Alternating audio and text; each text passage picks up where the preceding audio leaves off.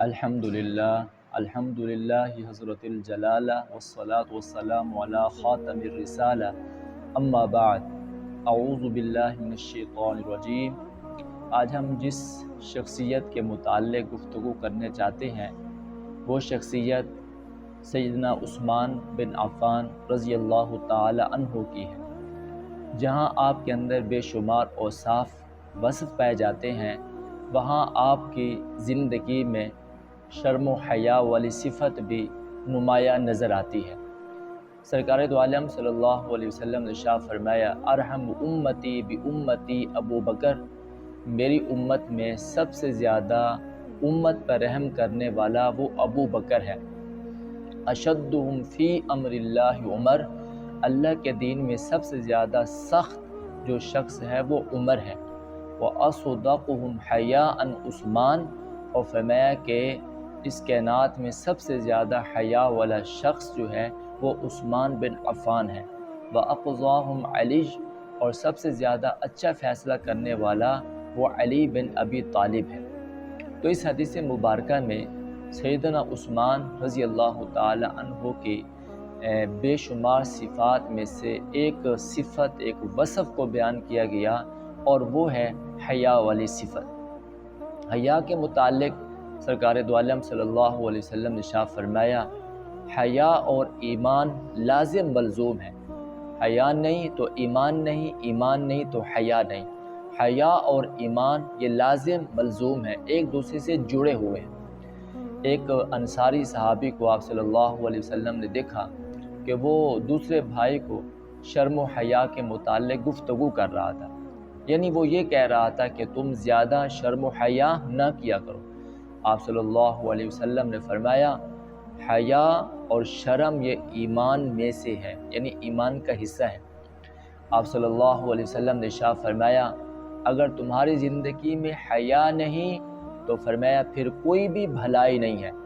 حیا سراسر بھلائی اور خیر ہی لاتا ہے۔ تو سیدنا عثمان بن عفان رضی اللہ تعالی عنہ کس قدر باحیا تھے، ان کے حیا کا یہ عالم تھا، اور اس واقعے سے آپ کے حیا کا ہمیں علم ہوتا ہے، ہمیں ان کا حیا معلوم ہوتا ہے کہ سیدہ عائشہ صدیقہ رضی اللہ تعالی عنہ ارشاد فرماتی ہیں، ایک دن سرکار دو عالم صلی اللہ علیہ وسلم میرے گھر میں جلوہ افروز تھے کہ آپ صلی اللہ علیہ وسلم لیٹے ہوئے تھے اور آپ کی پنڈلی مبارک سے کپڑا ہٹا ہوا تھا۔ اسی دوران سیدنا ابو بکر صدیق تشریف لائے، اجازت مانگی۔ سرکار دو عالم صلی اللہ علیہ وسلم نے ان سے کلام کیا، اور آپ اپنے اس بستر مبارک پر لیٹے رہے، اور پنڈلی مبارک سے جو کپڑا ہٹا ہوا تھا وہ ہٹا رہا۔ اور پھر اس کے بعد سیدنا عمر رضی اللہ تعالی عنہ تشریف لائے اور آپ سے گفتگو کی، اجازت مانگی۔ گفتگو کے دوران آپ صلی اللہ علیہ وسلم نے اپنا کپڑا جو تھا پنڈلی مبارک سے جو ہٹا ہوا تھا اس پنڈلی کو آپ نے نہیں ڈھانپا۔ آپ صلی اللہ علیہ وسلم نے سیدنا عمر نے گفتگو کی اور وہ چلے گئے۔ تھوڑی دیر کے بعد سیدنا عثمان بن عفان رضی اللہ تعالیٰ عنہ تشریف لائے، اجازت مانگی۔ آپ صلی اللہ علیہ وسلم ان کے آنے سے پہلے اپنی حیت کو بدل گئے، یعنی آپ صلی اللہ علیہ وسلم نے جس حالت میں آرام کر رہے تھے اس حالت کو بدلا اور بیٹھ گئے، اور پھر آپ نے اپنی پنڈلی مبارک پر کپڑا بھی ڈال دیا اور سیدنا عثمان سے گفتگو کی، اور سیدنا عثمان رضی اللہ تعالیٰ عنہ گفتگو کرنے کے بعد چلے گئے۔ تو سیدہ عائشہ نے پوچھا، یا رسول اللہ، ابو بکر تشریف لائے، آپ اسی حالت میں لیٹے رہے، پنڈلی پر کپڑا نہیں ڈالا۔ جناب عمر تشریف لائے، آپ اسی حالت میں لیٹے رہے، پنڈلی مبارک پر کپڑا نہیں ڈالا۔ جب عثمان بن عفان تشریف لے آئے تو آپ نے اپنی پنڈلی مبارک پر کپڑا ڈال لیا، اس کی کیا وجہ ہے؟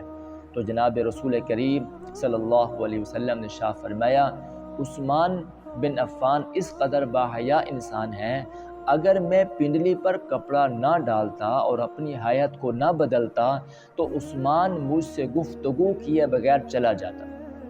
ایک روایت میں یوں آپ صلی اللہ علیہ وسلم نے ارشاد فرمایا، اور میں عائشہ، عثمان اس قدر باحیا انسان ہے کہ اللہ کے فرشتے بھی ان سے حیا کرتے ہیں، تو میں اس سے حیا کیوں نہ کروں جس سے اللہ کے فرشتے بھی حیا کرتے ہیں۔